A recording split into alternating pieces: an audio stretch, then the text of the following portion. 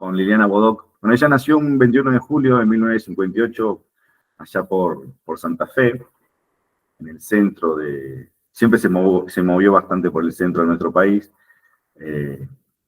Estudió la licenciatura en Letras en la Universidad Nacional de Cuyo, aunque ella misma contó en algunas que otra entrevista de que no había terminado el secundario. Llegó hasta quinto año, pero le era como complicado para ella seguir estudiando. No le gustaba mucho todo el diagrama educativo que se le había planteado. No el educativo total, sino donde a ella le tocó estudiar, ya que desde muy chiquita se fue de Santa Fe hacia Mendoza y se ve que no le cayó muy bien en el secundario y no lo terminó. Ya después tuvo pareja, se casó, tuvo sus hijos y ya de grande ahí, con los hijos, terminó el secundario, lo cual después ejerció y terminó estudiando en la Universidad de Cuyo, en donde también fue docente en literatura española y argentina, y también en diversos colegios que después la trajeron para acá, para la localidad del Trapiche, acá en San Luis, en donde también, bueno, esto de escribir la llevó a dejar un poco las aulas y salir a hablar de sus libros y a ir a diferentes conferencias, diferentes encuentros literarios y cosas así. Bueno, Liliana fue una escritora y poeta argentina que, como ella misma dijo en otros... Digo esto de las entrevistas porque no hay mucho escrito sobre Bodoc en libros, digamos, biografías. O uno abre Wikipedia y encuentra hojas y hojas y hojas de otras personas. Bueno, de ella no tan así, entonces la fuimos conociendo de persona a persona, viendo las entrevistas, hemos tenido la gracia acá de estar en charlas con ella, en otras oportunidades, hace varios años, acá en la Universidad de La Punta, donde vino a presentar libros y donde vino a charlar con el grupo de lectores. Bueno, ella misma dice que comenzó a escribir de vieja, porque arrancó a sus 40 años. Entonces, tuvo bastante tiempo para tomar carrera y arrancar con todo, porque, bueno, en estos 40 años que se tomó de licencia, digámoslo así, porque parece una escritora que empezó de hace mucho tiempo atrás, en estos 40 años arrancó con todo, bueno, Los Días del Venado, algo que publicó en el 2000 y que fue su libro como una obra maestra, su primera obra, y de ahí no paró más. Con contar que con esta saga hizo 3 libros más. Los Días del Venado en el 2000, Los Días de la Sombra en el 2002, y en el 2004 Los Días del Fuego. Pero acá vamos a ir hablando también sobre otros libros. Quisimos encarar el encuentro sobre algunos primeros escritos, unos primeros cuentos, antes de llegar a la saga, de la cual, bueno, no hablaremos en esta oportunidad, pero queda pendiente. Pero, por ejemplo, queremos hablar sobre Reyes y Pájaros, que es uno de sus primeros libros, después de la saga de Los Confines, un libro publicado en 2007. Bueno, nada, quizá no encontremos, como decía, muchos escritos sobre la biografía de Liliana, pero buscando y escuchando varios testimonios de ella, de sus hijos, de Leo, su hijo, que es quien ha ido llevando un poco la historia de su mamá, la ha llevado al teatro, la siguen republicando con su hermana diferentes cuentos como este, siguen haciendo segundas ediciones.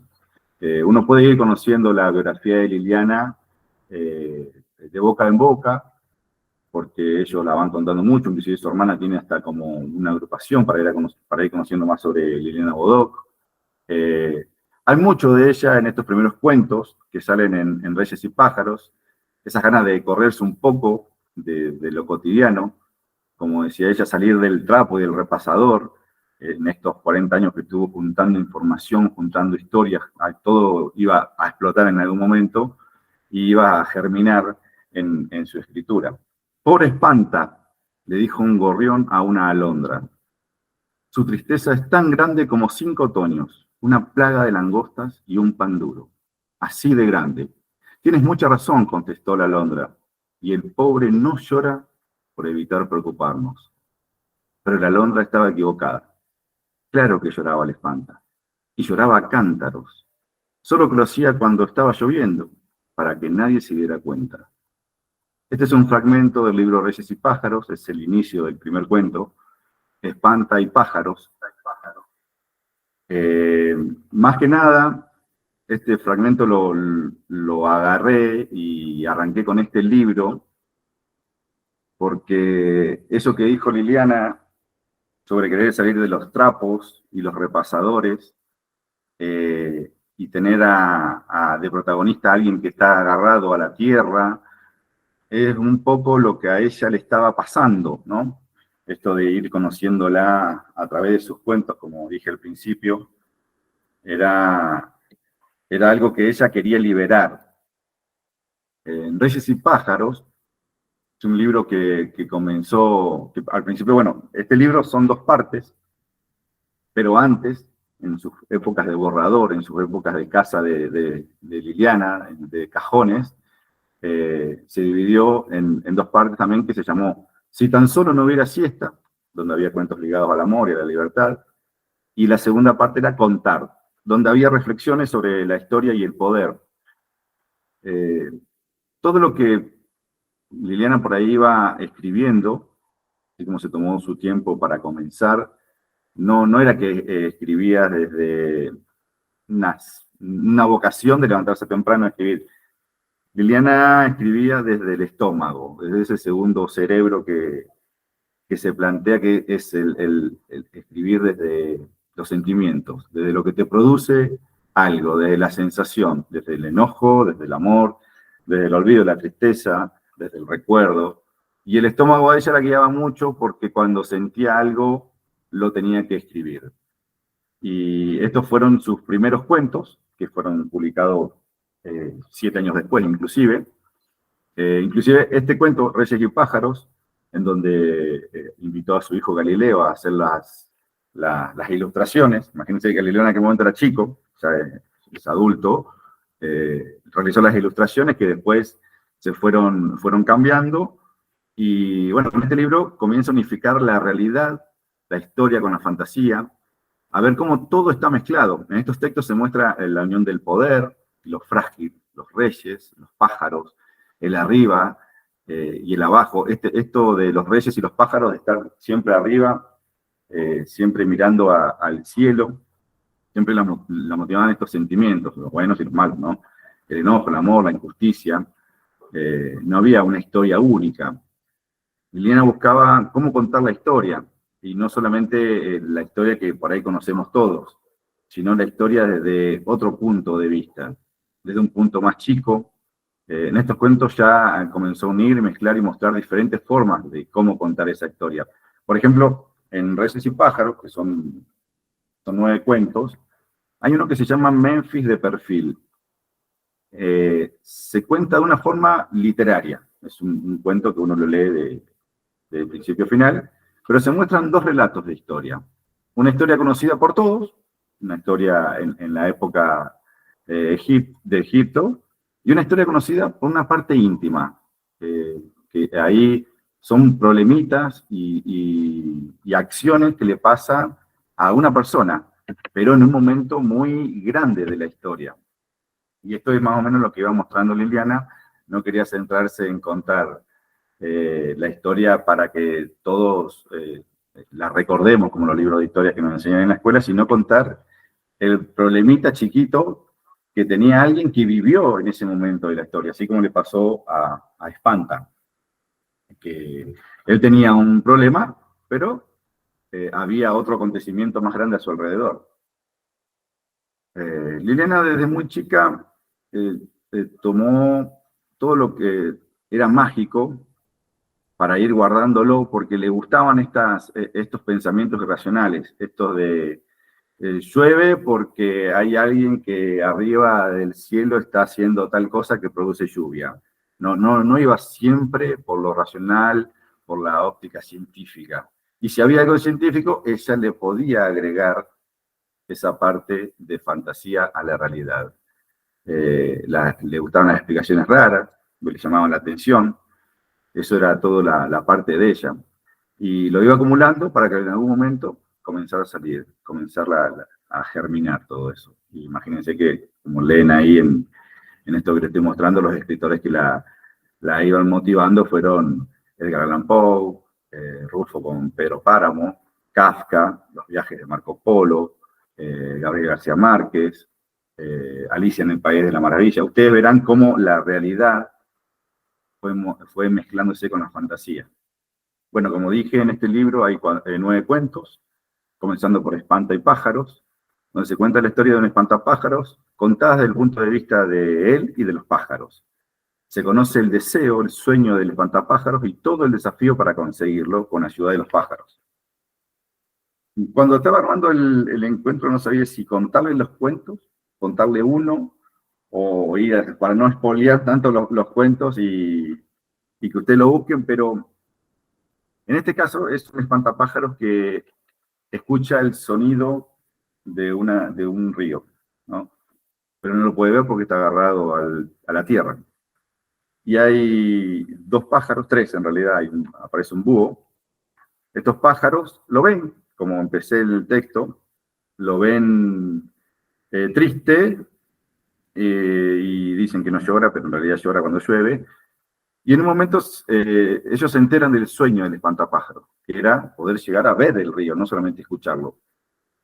Y estos dos pájaros más el búho deciden ayudarlo. Ahí vamos a ir viendo cómo entre sus palabras vamos distinguiendo la realidad y la fantasía. Vemos que para cumplir un gran sueño se necesita un gran esfuerzo y un gran cambio. Este espantapájaros está enterrado, está agarrado, está entre el cielo y la tierra, y se tiene que soltar para cumplir su sueño. Inclusive está viniendo una tormenta, y ya la tormenta esta lo va a destrozar al espantapájaros porque está muy viejo, está muy cansado y sus trapos ya no aguantan más. Por ende, viene una manada de pájaros, juntan pájaros de todos lados y lo levantan y lo llevan a conocer el arroyo. Viene la tormenta lo deja tirado en el suelo y los pájaros se van. Y queda el espantapájaro ahí en el arroyo, ya no va a aparecer más. Y la verdad que tiene una buena llegada a Liliana, más allá del cuento que es muy bonito, una buena llegada a Liliana porque ella misma fue diciendo que quería salir de esos repasadores y de esos trapos que tenía en su casa. Y este es uno de los primeros cuentos que escribió y precisamente el espantapájaro está hecho con esos repasadores y esos trapos que ella quería liberarse, salir de esa rutina, que no le molestaba, pero sabía que tenía algo más para contar. Y fue uno de sus primeros cuentos, más allá de que lo publicó más tarde, en donde ayuda a creer, o nos gustaría creer, de que esos 2 pájaros, inclusive el búho, esos 2 pájaros eran sus hijos y ese búho era su marido, que la ayudaron a salir de raíz de la tierra donde la estaba agarrando para poder cumplir ese sueño que tanto la sostenía y poder romper esos repasadores y esos trapos. Eso fue meramente lo que me gustó imaginarme, ya que no tuve la oportunidad de preguntárselo. Pero bueno, en este libro se puede ir viendo un poco más la biografía también de ella. Ajá. El guarda acababa de entenderlo todo. Con razón el tren pesa demasiado y avanza lento, dijo. Y agregó, de tanto en tanto viajan personas como tú y tu madre. Son personas que llevan, ¿sabes qué llevan? Llevan su pueblo entero como equipaje. Y aunque el tren es fuerte, no puede cargar con un río, campos sembrados, amaneceres enteros, un sol y un cielo, porque las personas como ustedes llevan hasta el cielo de su pueblo. Y mi querido muchacho, es muy pesado. Fragmento del cuento cuando San Pedro viajó en tren. Acá cambiamos de cuento. Este es el libro anterior tenía 9 cuentos, este es un cuento solo y cortito con muchas ilustraciones. Ilustraciones tomadas como si fueran fotografías viejas, pero son dibujos. Cuenta la historia de Nicanor. Nicanor es un chico que de la noche a la mañana tiene que mudarse por cuestiones de trabajo paterno. Algo similar a lo que le pasó a Liliana, porque de la noche a la mañana a los 5 años se fue de Santa Fe a Mendoza por un trabajo paterno también. Y en el texto vemos la fantasía de Nicanor que va viajando por toda su ciudad, arriba del tren. Se ven en las imágenes, pues no solo van personas del barrio, sino que van las casas, los árboles, los autos, las plazas. Nicanor no deja de recordar a su querido San Pedro. Este San Pedro que lo estuve buscando, hay un San Pedro en casi todas las provincias de Argentina, más en el norte, hay un San Pedro en Santa Fe, cerca también hay un San Pedro en Buenos Aires, cerca, bueno, no tan de la costa, pero sí cerca de un río, porque como acá nombraron un río, y en el San Pedro de Santa Fe también hay un río. Bueno, San Pedro siempre viaja entre, me llamó la atención mucho el nombre cuando lo vi, porque era un libro de los cuales estaba promocionando Liliana cuando, inclusive está autografiado por ella, cuando vino a promocionarlo, y lo agarré, y dije, cuando San Pedro viajó, me llamó la atención, yo dije, un nene, está en la tapa con su madre, y después cuando lo leí, yo viniendo de otro lado, inclusive este libro lo conocí en San Luis, yo venía de Río Negro, me di cuenta que Nicanor formamos parte de un montón de personas que vamos viajando, seamos chicos, seamos grandes, y siempre llevamos este San Pedro a todos lados, en una valija, en un tren, en un avión, en un barco, en un colectivo, en el auto. Por eso lo elegí para ponerlo acá entre los demás libros. Ellos vivían en una casa de hielo que los protegía del frío. Una casa construida sobre un desierto de agua. Una casa redonda y chiquita, que algunos enciclopedias llaman iglú, pero que ellos llamaban con nombre de amor. Porque allí pasaban las larguísimas noches del Polo Norte, a salvo de los colmillos de los lobos y de las tumbas de nieve. Una casa en la cima del mundo donde fueron felices. Fragmento del libro Sucedió en Colores, comienzo del cuento Blanco. Sucedió en Colores es un libro reeditado, al igual que Pájaros y Reyes. Este es del 2004. También lo vino a promocionar en su momento Liliana, junto a cuando San Pedro viajó en tren. Es un libro con 5 cuentos. Estos cuentos están separados por colores. Tenemos el color rojo, como están leyendo ahí, donde la historia cuenta que el diablo se enamora de una chica y él teme no poder conquistarla. Entonces les cuenta a su hada madrina y ella le dice que tiene una fórmula. Él emplea esta fórmula y le sale mal.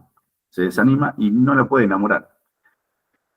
Pero lo voy a contar al cuento un poquito más para que la fórmula también es utilizada por la mujer que enamoró al diablo, porque en realidad es así. La mujer esta lo enamora al diablo con la misma fórmula que el diablo no le funciona, lo cual es bastante una vuelta de tuerca ahí al final para que no termine en un final triste. ¿Qué hizo Liliana en este cuento y en los otros 4?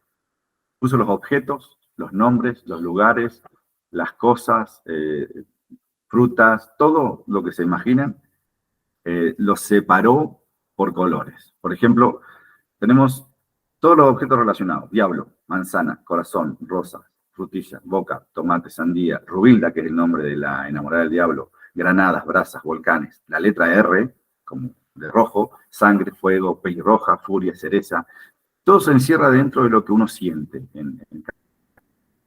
Estamos enamorados, vemos un color de una forma. Si estamos enojados, nos sucede lo mismo, ¿no? Si andamos enfermos, si andamos tristes, si tenemos un día negro o un día feliz. Entonces, lo que marcó acá Liliana fue lo que sentimos a medida que nos van sucediendo cosas. Por eso sucedió en colores.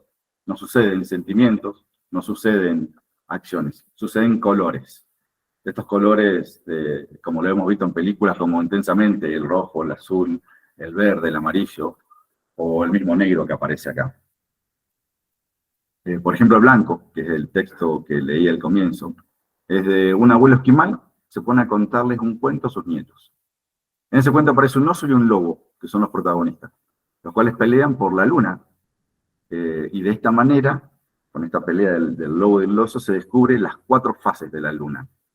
Porque hay uno de los animales que ve la luna reflejada en el lago y la quiere agarrar. Y hay otro que ve la luna reflejada en el cielo, como la vemos todos, y también la quiere agarrar, pero ninguno de los dos la alcanza a esa luna.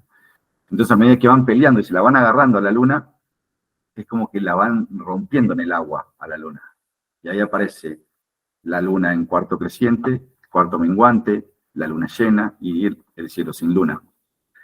Y ahí el abuelo a estos nietos le explica cómo son las fases lunares por este mito de la pelea del oso y el lobo.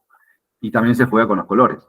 Oso polar, hielo, frío, glú, grasa, colmillos, huesos, cuerdas, tendones, heladas, luna, nieve, pelo, un pelo cano del lobo, color a muerte, que viene a ser el blanco, color de la paz, río de hielo, río de agua, dentadura, ojo, cordel, seda, iluminar, cristal, huesecillos, leche, inclusive hace poquito lo estaba leyendo, hace unas horas, y aparecen más colores o más ejemplos de colores a medida que uno lo sigue releyendo. El cuento del medio es amarillo.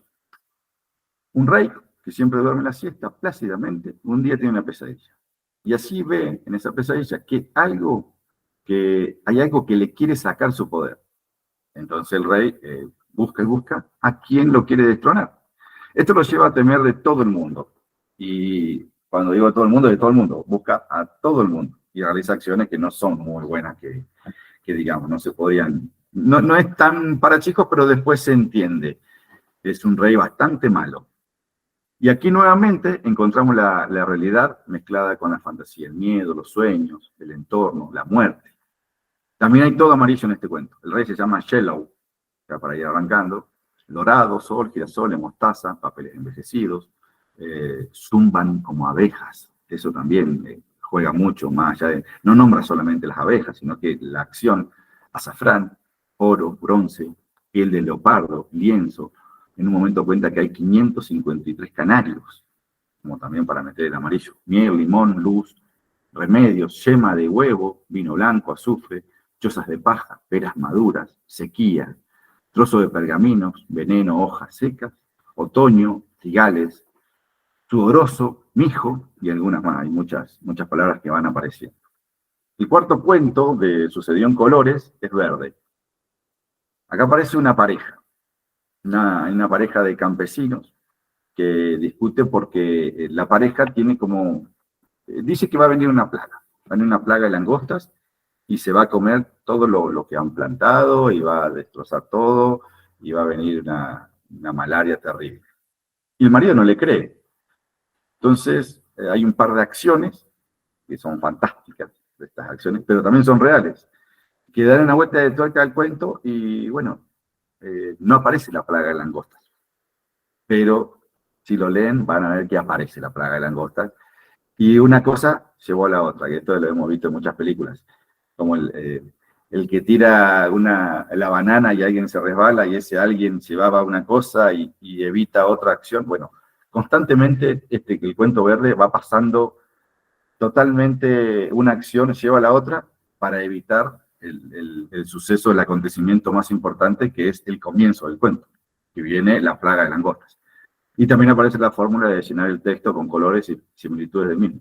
Las aceitunas, hojas, aceite de oliva, lechuga, ensalada, hoja morada, acelga, langostas, huerto, hortalizas, brotes, esperanza, ese color que junta con la palabra, verano, laurel, albahaca, bosques, pepinos, hadas, repollo, rana, ogro, sauces, loros, prados, menta, perejil, ramas, y hay muchas palabras más que aparecen con el color verde. Muchas palabras y acciones que uno se le plantea el verde. Y el último de los cuentos de Sucedió en Colores es bastante interesante porque primero que elige el negro, tiene una gama muy grande, y como por ahí van a ir viendo también que en los cuentos de Liliana aparece mucho la muerte, aparece mucho el recordar, algo como que queda añejado. Y podría haber elegido otros colores, pero bueno, hay un desollinador. Y vive en una casa abandonada. Y un día viene una mujer de negro y le dice que le da un día más. Él cree que es la muerte, toda vestida de negro. Bueno, él también está todo negro, porque es desollinador. Y él mismo se cree que es la muerte. Y sus acciones cambian completamente. Eso también lo voy a spoilear un poco, porque él de la noche a la mañana sabe que al otro día se va a morir, o eso es lo que cree. Y hace un montón de cosas. Inclusive, en un momento invita a salir una chica y se da cuenta de que no la va a poder ver. O sea, le va a mentir, le va a decir, la va a ilusionar, entonces evita mentirle, ilusionarla. En un momento tiene unas monedas y va a hacer una acción como comer algo rico, ya que es su último día, y termina regalando esas monedas. Hay un montón de acciones de este hombre que está solo, inclusive habla solo, se habla al mismo en un espejo, que él mismo cree que hay dos, pero es él, se contesta, se pregunta, y todo lo que va haciendo, bueno, ahí ven el dibujito que está con unas monedas y unos chicos, todos sus cambios son producidos desde el miedo y el entendimiento a morirse, porque no es que él dice, bueno, me voy a morir, voy a vivir mi vida, mis últimas horas, y listo, total, tengo que disfrutarlo porque yo vivo bien. No, vive en una casa abandonada, arregló una pieza sola de esa casa abandonada, le han robado todo, y encima vino la muerte a decirle que se lo va a llevar mañana. A todo esto también hay una realidad que va junto con la fantasía y se rodean las dos juntas. Y hay un giro inesperado que, bueno, más o menos se lo iba contando, un final de sorpresa y a pesar de lo negro tiene su final feliz.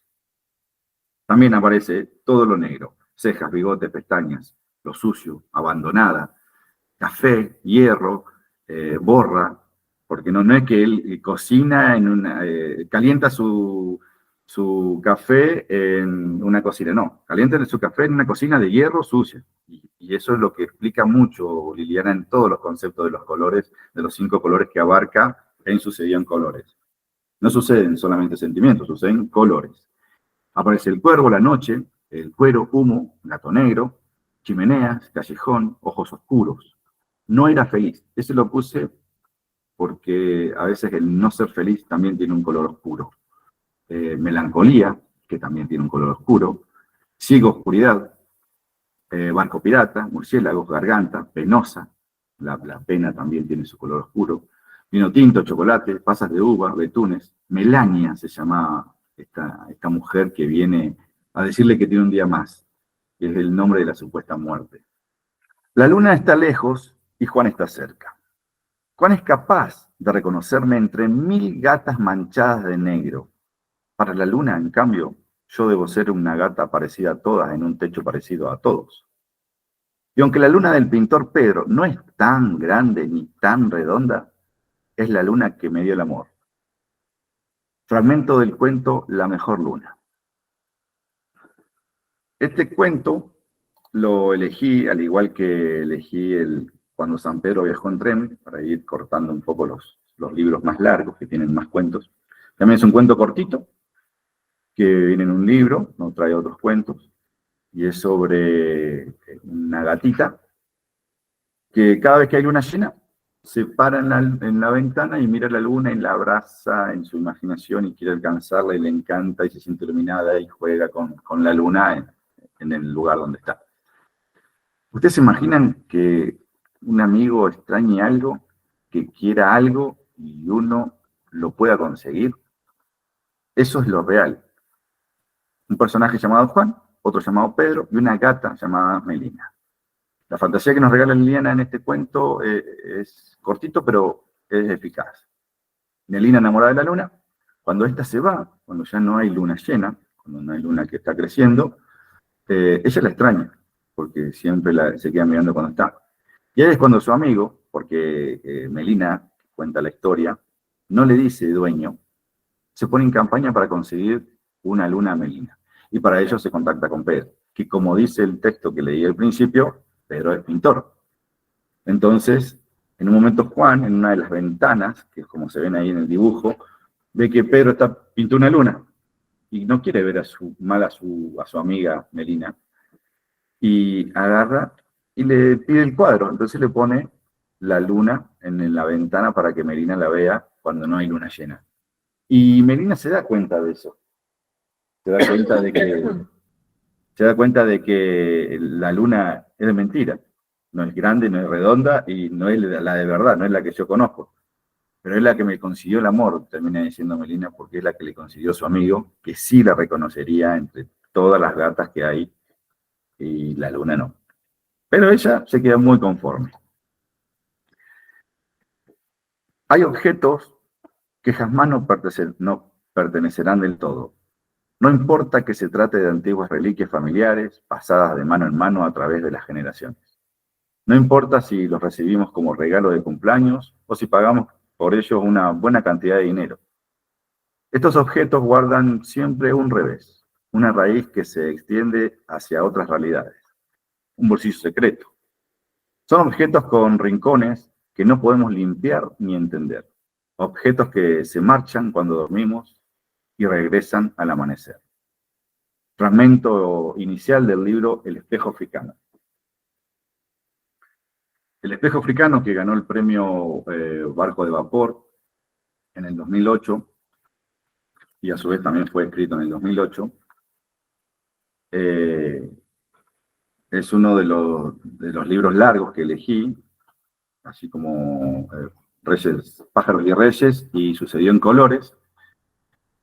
En esta historia se refleja el tema de las realidades fantásticas muy, muy quisquillosamente. Porque acá la realidad viaja de un continente a otro, de una persona a otra, de mano en mano, de trabajo en trabajo, de historia en historia. Todo comienza en África. Lo voy a ir leyendo porque va y viene en el tiempo. Comienza en África en 1779, donde aparece una pareja, y Mahoma, que es un cazador, se conoce con Atima, que tejía y teñía plumas. Ellos se vieron en un mismo día, según su creencia, se vieron 3 veces. Se vieron, hicieron contacto visual, y Mahoma con Atima a la mañana, a la tarde y a la noche, y eso ya dijo que tenían que casarse. Esto dio para esa unión, para el casamiento. Bueno, hablaron los padres, dijeron que sí y se casaron.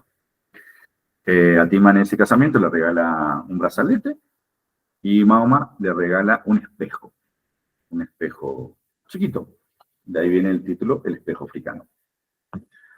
Bueno, en 1778, un año después del casamiento, empiezan a sonar unos tambores, también como parte cultural de donde vivía Atima y Mahoma. Y esos tambores lo que van diciendo es que va a pasar algo malo, de que va a haber un acontecimiento que está viniendo, y entonces como que va avisando el sonar de los tambores. Aparece en 1979, los tambores siguen sonando, en 1780 los tambores seguían sonando, y Atima tiene una hija. O sea, tiene una hija de 3 años, que se llamaba Atima y Mahoma, todo junto. Como tenía 3 años y recién a los 12 años podían elegir su nombre, los chicos de esa aldea tenían que llevar los nombres de los padres. Y Mahoma era el papá y Atima era la mamá. Entonces lo invertimos y se llama Atima y Mahoma la nena. En este momento de la historia, que tiene 3 años, llegan unos cazadores de personas que buscaban esclavos para llevarse a América, y la agarran a la nena y se la llevan. ¿Qué pasa ahí? Y Mahoma Atima le da el espejo a la nena y para que se lo lleve a América. La nena se lo lleva a América. Cuando están por vender la casa en América, hay una pareja, la familia Fonteso y Cabrera, que está caminando por el puerto, y ven que hay una niña ahí de la misma edad que su hija. Entonces les llama la atención, y más allá de que no iban a ir a comprar nada, que en aquella época era como un objeto, ¿no? Los esclavos, deciden comprar a Tima y Mahoma. ¿Qué pasa acá? No hablaba la nena, no entendía el idioma, tenía miedo, era chiquita, entonces le ponen Silencio de nombre. La llevan a la casa, son muy buenos ellos. La nena empieza a aprender cosas con la hija de los Fonteso y Cabrera, le enseña a leer a escondidas, el padre mismo acepta que le enseña a leer, pero en el granero, porque era mal visto que los esclavos aprendieran igual que los dueños, todas cosas así. Pero bueno, nada, Silencio sigue aprendiendo un montón del idioma español, un montón de la cultura argentina, pero en 1971, Argentina cambia la economía, tiene un problema económico y los Fonteso y Cabrera se están fundiendo. Entonces tienen que sacar muchas cuestiones de encima y una de esas era vender a Silencio.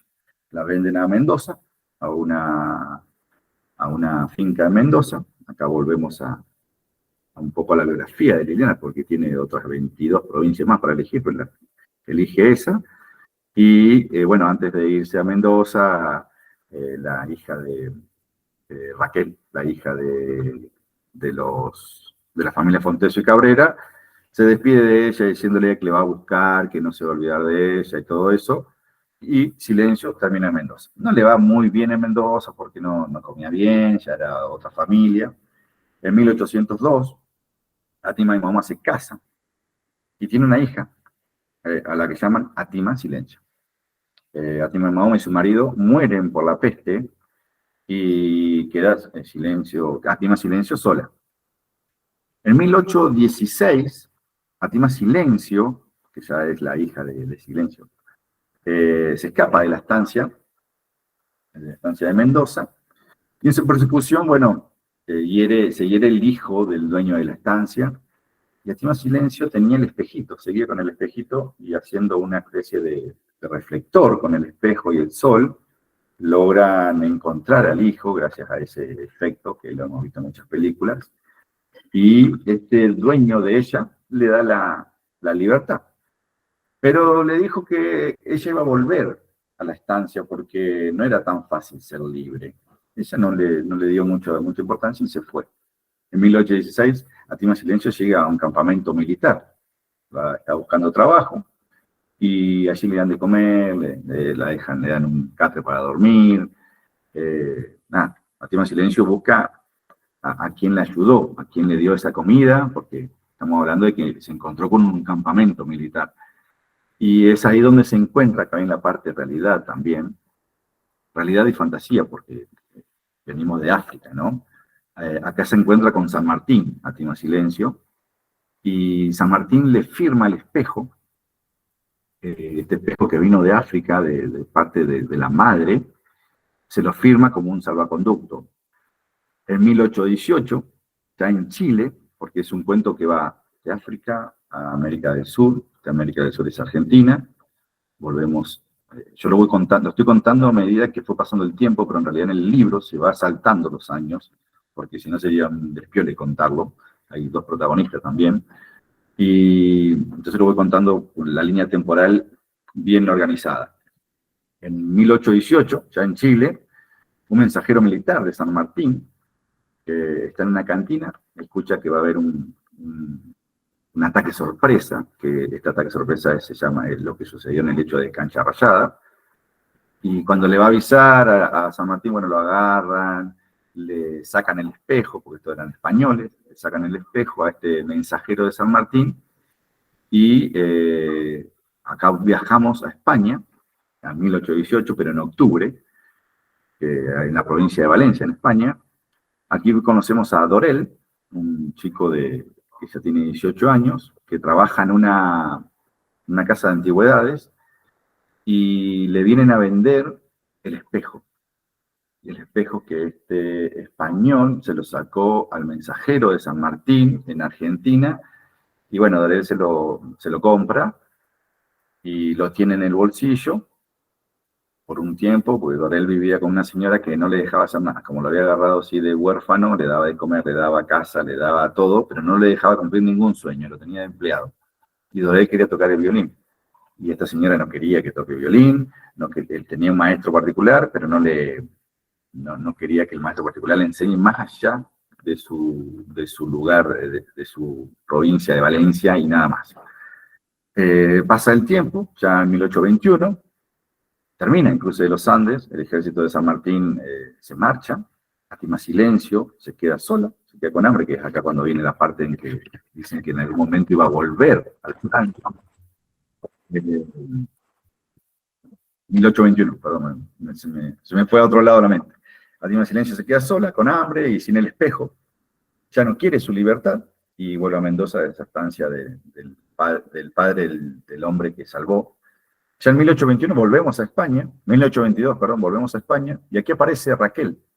¿Recuerdan la hija que se crió con Silencio, la mamá de Atima Silencio? Esa nena de 3 años de los Fonseca y Cabrera, que se crió con ella y que dijo que en algún momento la iba a encontrar y iban a volver a estar juntas. Acá aparece Raquel y ya con 63 años. Imagínense que se separaron cuando tenían 12 cada una, porque ahí fue el momento de 1871, problema económico, 1771, perdón, y ya tenía 63 años Raquel, y está en un teatro, escuchando a Dorel, tocando el violín. Esto es muy, muy loco porque Dorel llegó con un sueño, esto que siempre nombra a Liliana en sus primeros cuentos, llegar a cumplir el sueño por más costoso que sea, por más fuerte que vengan de frente. Y Dorel cumple su sueño, conoce a Raquel, Raquel ve el espejo y Dorel se lo regala. Y Raquel vuelve a Argentina, ya en 1822, en el mismo año vuelve a Argentina, busca a Tima y Mahoma, que había fallecido junto con su pareja, en la estancia, y le dicen que no, no está más, que falleció, y se va al cementerio a ver la tumba de su querida amiga. Y en el cementerio, con estas vueltas de la fantasía que tiene Liliana, aparece de nuevo a Tima Silencio, la hija de Atima y Mahoma. Y ahí la conocen y nada, vuelven a estar juntos de alguna u otra forma, se vuelven a reencontrar. Le da el espejo y algo que quiero decir, ya que conté todo el cuento, el espejo, así como se llamaba Atima y Mahoma, el reflejo del espejo dice, más allá del nombre de la chica africana, el reflejo del espejo dice algo muy importante para Raquel, que si ustedes logran leerlo, es amo a mi amita, y su ama era Raquel. Por eso la historia es genial, como la armó en su totalidad Liliana, para poder unificar a Raquel y a la hija de su mejor amiga. Este libro también lo elegí en ese sentido, porque es muy impactante cómo nos cuenta toda la historia desde África, pasando por 3 continentes, y vamos viendo los caminos y cómo van dando las respuestas a estos sueños, a los deseos de los protagonistas. El espejo no solo es un recuerdo familiar, cumple distintas funciones y hasta salva vidas. En un momento le salva la vida al hijo del estanciero. Su recorrido es diferente del de los personajes, pero llega a los momentos cruciales. Incluso cruza los Andes, formando parte de nuestra historia. Y esta es una novela que uno la lee en una sentada porque no tiene muchas páginas. Te atrapa, te tiene, no te suelta, te deja respirar, te deja recordar, que es también importante. Pero lo más importante es que no te deja solo. Uno logra acompañar a los protagonistas y a la historia en sí. Este es El espejo africano, que obtuvo el prestigioso premio del barco de vapor en el 2008.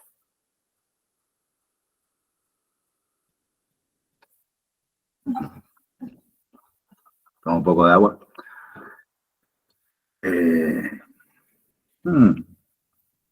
Bien. Bueno, ya que están todos en silencio, a veces la vida se comporta como el viento, desordena y arrasa. Algo susurra, pero no se le entiende. A su paso todo peligra, hasta aquello que tiene raíces, los edificios, por ejemplo, o las costumbres cotidianas. Cuando la vida se comporta de ese modo, se nos ensucian los ojos con los que vemos, es decir, los verdaderos ojos. A nuestro lado pasan papeles escritos con una letra que creemos reconocer. El cielo se mueve más rápido que las horas, y lo peor es que nadie sabe si alguna vez regresará la calma. Así ocurrió el día que papá se fue de casa. La vida se nos transformó en viento, casi sin dar aviso. Recuerdo la puerta que se cerró detrás de su sombra y sus valijas. También puedo recordar la ropa reseca sacudiéndose al sol mientras mamá cerraba las ventanas para que adentro y adentro algo quedara en su sitio. Le dije a Ricardo que viniera con su hijo. ¿Qué te parece? Me parece bien, mentí. Mamá dejó de pulir la bandeja y me miró. No me lo estás diciendo muy convencida. Yo no tengo que estar convencida. ¿Y eso qué significa? Preguntó la mujer que más preguntas me hizo a lo largo de mi vida. Me vi obligada a levantar los ojos del libro. Significa que es tu cumpleaños y no el mío, respondí. La gata salió de su canasto y fue a enredarse entre las piernas de mamá. Que mamá tuviera novio era casi insoportable, pero que ese novio tuviera un hijo era una verdadera amenaza. Otra vez, un peligro rondaba mi vida. Otra vez había viento en el horizonte. Se van a entender bien, dijo mamá. Juanjo tiene tu edad. La gata, único ser que entendía mi desolación, salta sobre mis rodillas. Gracias, gatita buena. Habían pasado varios años desde aquel viento que se llevó papá. En casa ya estaban reparados los daños. Los huecos de la biblioteca fueron ocupados con nuevos libros. Y hacía mucho que yo no encontraba gotas de llanto escondidas en los jarrones, disimuladas como estalactitas en el congelador, disfrazadas de pedacitos de cristal que se acababan de romper. Se me acaba de romper una copa, inventaba mamá, que con tal de ocultarme su tristeza era capaz de esas y otras asombrosas hechicerías. Ya no había huellas de viento ni de llantos, y justo cuando empezábamos a reírnos con ganas y a pasear juntas en bicicleta, aparecía un tal Ricardo y todo volvía a peligrar. Mamá sacó las cocadas del horno antes del viento. Ella las hacía cada domingo. Después pareció tomarle rencor a la receta, porque se molestaba con solo mencionar el asunto. Ahora, el tal Ricardo y su Juanjo habían conseguido que volviera a hacerlas, algo que yo no pude conseguir. Me voy a arreglar un poco, dijo mamá mirándose las manos. Lo único que falta es que lleguen y me encuentren hecha un desastre. ¿Qué te vas a poner? Le pregunté en un supremo esfuerzo de amor. El vestido azul. Mamá salió de la cocina, la gata regresó a su canasto, y yo me quedé sola para imaginar lo que me esperaba. Seguramente ese horrible Juanjo iba a devorar las cocadas, y los pedacitos de merengue se quedarían pegados en los costados de su boca, y también era seguro que iba a dejar sucio el jabón cuando se lavara las manos. Iba a hablar de su perro con el único propósito de desmerecer a mi gata. Pude verlo transitando por mi casa con los cordones de las zapatillas desatados, tratando de anticipar la manera de quedarse con mi dormitorio. Pero más que ninguna otra cosa, me aterró la certeza de que sería uno de esos chicos que en vez de hablar hacen ruidos, frenadas de auto, golpes de estómago, sirenas de bomberos, ametralladoras y explosiones. ¡Mamá!, grité, pegada a la puerta del baño. ¿Qué pasa?, me respondió desde la ducha. ¿Cómo se llaman esas palabras que parecen ruidos? El agua caía apenas tibia. Mamá intentaba comprender mi pregunta. La gata dormía y yo esperaba. Palabras que parecen ruidos, repitió. Sí, y aclaré. ¡Pum! ¡Plan! ¡Uf! ¡Rin! Por favor, dijo mamá, están llamando. No tuve más remedio que abrir la puerta.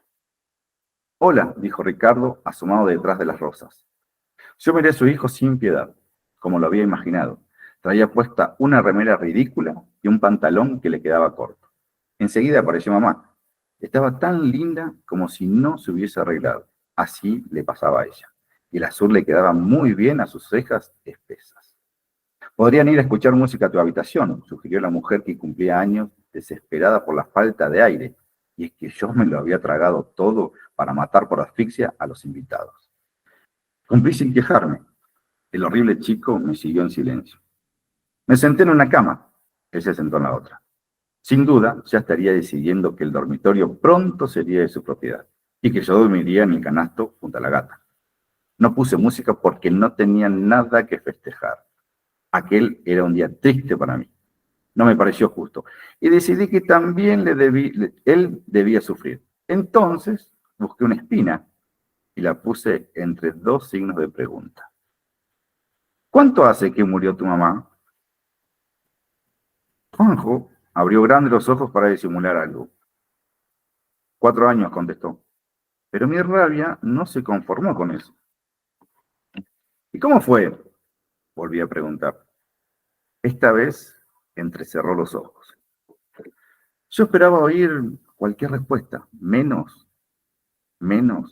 pero mucho menos la que llegó desde su voz cortada. Fue como un viento, dijo. Agaché la cabeza y dejé salir el aire que tenía guardado. Juanjo estaba hablando del viento. ¿Sería el mismo viento que pasó por mi vida? Es un viento que llega de repente y se mete en todos lados, pregunté. Sí, es ese. ¿Y también susurra?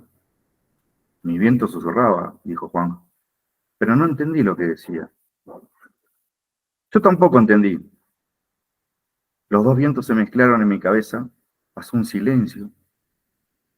Un viento tan fuerte que movía los edificios, dijo él, y eso que los edificios tienen raíces.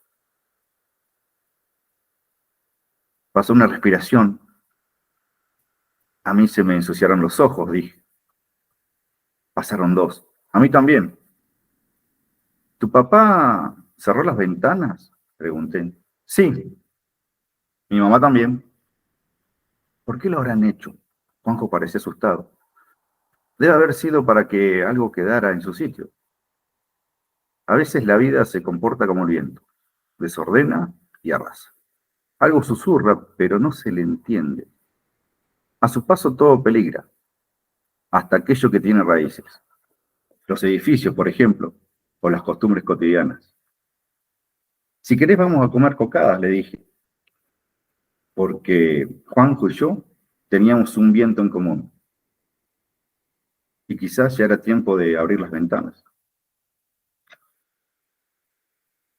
Todos los cuentos mencionados no son largos, pero sí son fuertes, son directos, son sencillos, son nuestros.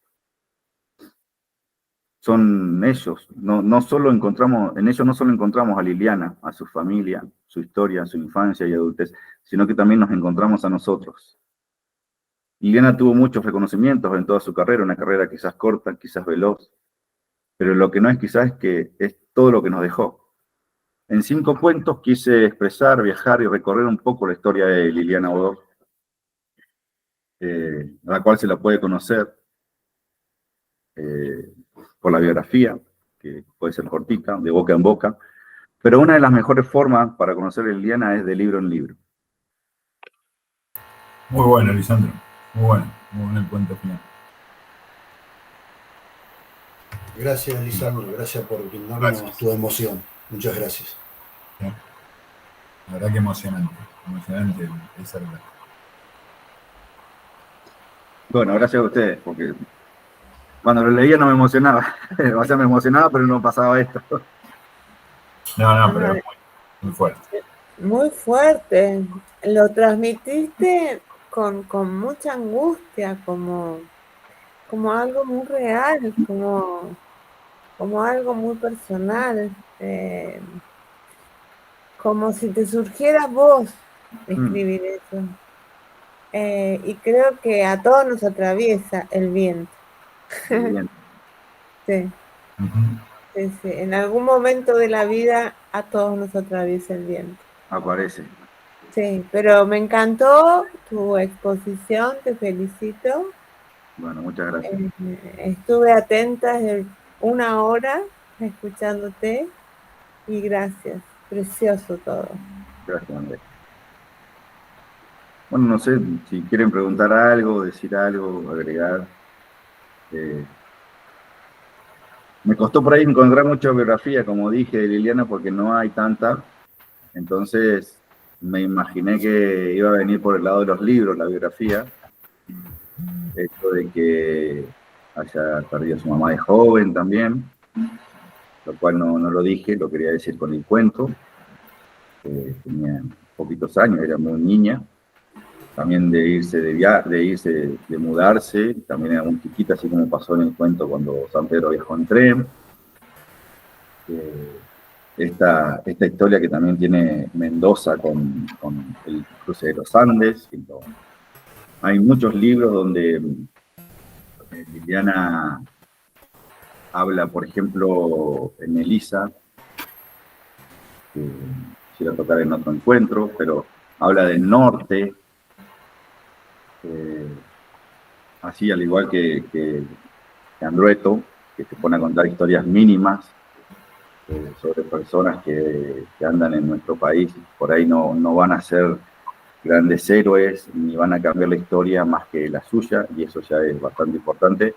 Liliana también las cuenta, tiene una colección de cuentos reales, donde habla de una lavandera que lavaba ropa en un río, y en la época colonial, y conoce a otra persona por medio de telas, cosas así, de esa forma. También habla mucho así como en la saga Los Confines, habla mucho del sur, del frío, algo que hacía para ir en contra de Tolkien, porque hablaba mucho del norte, Tolkien, y no le gustaba tanto el sur. En sus libros de El Señor de los Anillos, contaba cómo armó la saga Los Confines, siendo en contra de muchos cánones que hablan del mago y el hechicero que tiene que vivir mortalmente y ser el genio, y los magos y hechiceros de Liliana no son tan así. Sufren mucho, es difícil llegar a ser lo que son. Y nada, ese tipo de cosas me llamaron la atención. Ahí que está diciendo Alida, que hay un video en YouTube, una charla. Hay muchas cosas de Liliana en YouTube cortitas. Hay una que le hace acá, inclusive el diario La República, caminando en el trapiche. Y ella va hablando a medida que camina. Hay una que le hacen en Mendoza, en su casa, y sale a la calle y va caminando, va a la panadería y saluda al panadero y le dice al panadero que se presente porque va a salir en la tele, y hace todo ese tipo de cosas muy, muy humanas. Una casa normal, una vida normal, un marido, 2 hijos. Por eso me gustó mucho conocer a esta persona, que está bueno porque la conocí a través de los libros. Así que muchas gracias por haberse quedado, por haber estado ahí. Y no sé cuándo... Ahí Ali pasó el enlace de esa charla de YouTube para el que la quiera ver en el chat. Ahí están las charlas en YouTube. Y a propósito, hay un documental que debe ser el único, o prácticamente el único, que realizó Diego Ábalos, un director argentino joven, justo unos meses antes de que se muera Liliana, y que se estrenó unos días antes de la muerte de Liliana, que fue hace poco, relativamente poco, y que está muy bueno. Llama La Madre de los Confines, a propósito de la saga de Los Confines, el documental, y se puede buscar, no lo tengo yo, ni tengo forma de compartirlo, ni tengo un enlace acá, pero se puede buscar y en algún lugar se puede ver. Yo lo he visto en internet en su momento, y la verdad es que nos da un panorama tan humano que digamos que podemos conocer rincones que están en su literatura, que Lisandro perfectamente describió durante esta hora y pico, pero que la hacen una persona sumamente interesante, y el documental aparte está muy bien hecho, lo recomiendo. La Madre de los Confines. La Madre de los Confines. Muchas gracias a todos por estar ahí y nos despedimos. Gracias Alejandro, Andrea, Mari, Ali, Daniela, bueno, Gastón, Alberto, ahí abrí. Gracias. Griselda, Muy bueno. Joana, Gabriela, que también estaba. Gracias a todos.